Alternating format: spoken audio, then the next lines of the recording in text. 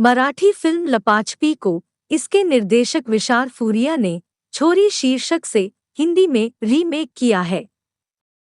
लपाछपी 2017 में सिनेमाघरों में रिलीज हुई थी और छोरी 2021 में OTT platform Amazon prime video पर आई है। दोनों फिल्मों के बीच 4 साल का लंबा अंतराल और ओटीटी प्लेटफॉर्म्स के प्रचार प्रसार के साथ देश और दुनिया की तमाम दिलचस्प कहानियों की स्ट्रीमिंग का एक अंतहीन सा लगने वाला सिलसिला है। पिछले साल नेटफ्लिक्स पर आई शबाना आज़मी की काली खुही की याद आते ही छोरी पुरानी लगने लगती है। काली खुही देख चुका दर्शक छोरी की कहानी के फैलाव में समानाएं नापता हुआ आगे बढ़ता है, जो फिल्म के क्लाइमैक्स में कुप्रथाओं के नाम पर छोरियों यानी कन्याओं की हत्या और भ्रूण हत्या के खिलाफ सामाजिक संदेश दिए जाने तक जारी रहता है। मगर इस छोरी की अपनी अहमियत है। छोरी की कहानी का विषय जरूर पुराना लगता है, मगर फिल्म के अपने कुछ पड़ाव ऐसे हैं जो इसे देखने लायक बनाते हैं। हालांकि क्लाइमैक्स आते आते फिल्म की पकड़ ढीली पड़ जाती है, मगर नुसरत भरूचा और मीता वशिष्ठ अपनी अदाकारी से फिल्म को फिसलने नहीं देते।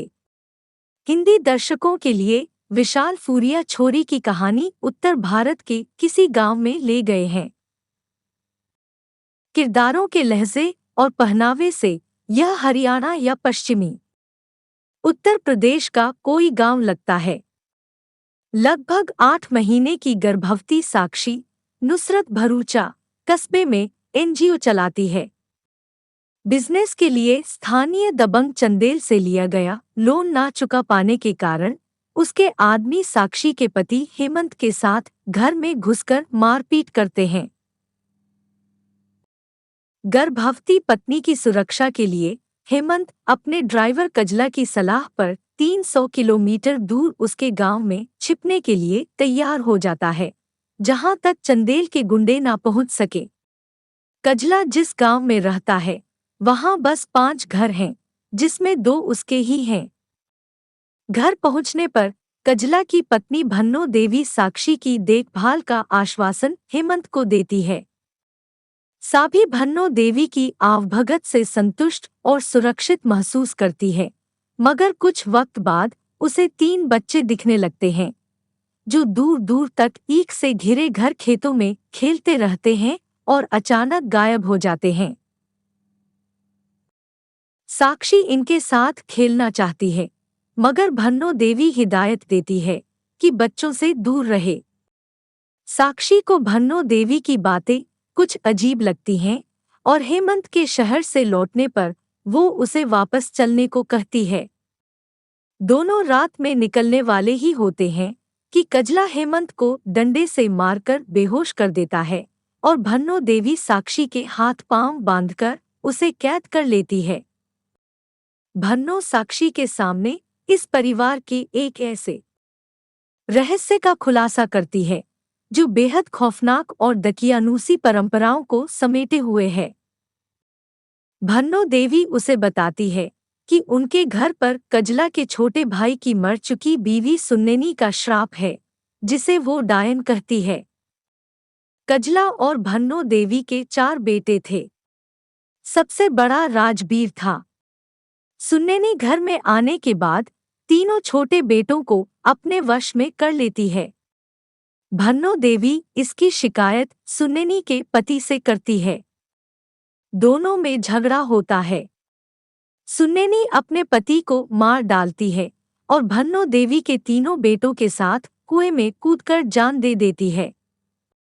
सुन्नेनी मौत के समय 8 महीने की गर्भवती होती है।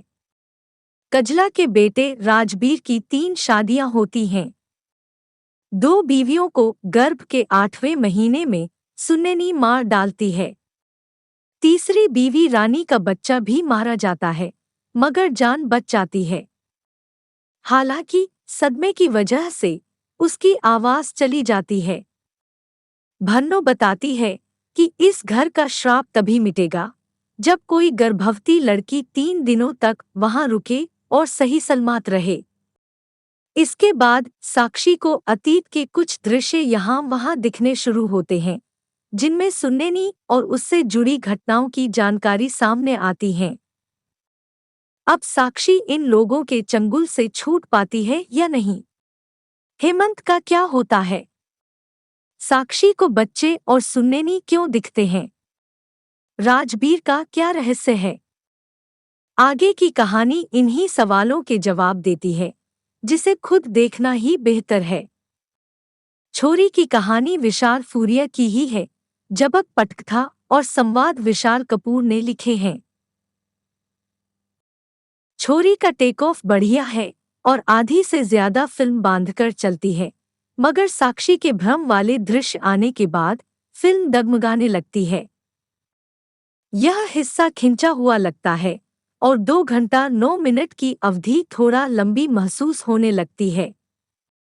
क्लाइमैक्स में 1-2 ट्विस्ट्स को छोड़ दे तो कुछ भी ऐसा नहीं है जिसका असर फिल्म खत्म होने के बाद भी जहन में बना रहे। अगर हॉरर की बात करें तो गांव में ईख के बीचों बीच बना घर और भूल भुलैया जैसे रास्ते दृश्यों के प्रति उत्सुकता बढ़ाते हैं और अप्रत्याशितता का यही भाव इसमें हॉरर का तड़का लगाता है। साधारण से लगने वाले यह दृश्य सस्पेंस भी क्रिएट करने में मदद करते हैं। घर में घूमती सुन्नेनी और बच्चों की आत्मा से ज्यादा हॉरर लोकेशन के जरिए पैदा किया गया है और इसमें अंशुल दुबे की सिनेमेटोग्राफी तारीफ के लायक है। उन्होंने जिस तरह से गन्ने के खेतों के बीच ढंग से घर को कैमरे की नज़र से दिखाया है, उसने साधारण दृश्य को भी रोमांचक बना दिया है। छोरी में मुख्य रूप से नुसरत और मीता वशिष्ठ के किरदार ही फिल्म को आगे बढ़ाते हैं और इन दोनों एक्ट्रेसेस ने अपने अपने किरदारों में बेहतरीन काम किया है। अजीब दास्तांस के बाद नुसरत ने एक बार फिर अपनी संजीदा अदाकारी की छाप छोड़ी है। वहीं मीता वशिष्ठ की अदाकारी छोरी की रहस्यमयी परत को गाढ़ा करती है। कजला के किरदार में राजेश जैस और हेमंत के किरदार में सौरभ गोयल ने इनका अच्छा साथ दिया है। फिल्म के अंत में कन्या भ्रूण हत्या और कन्या संतान हत्या के आंकड़े फिल्म को सरोकारी चेहरा देते हैं।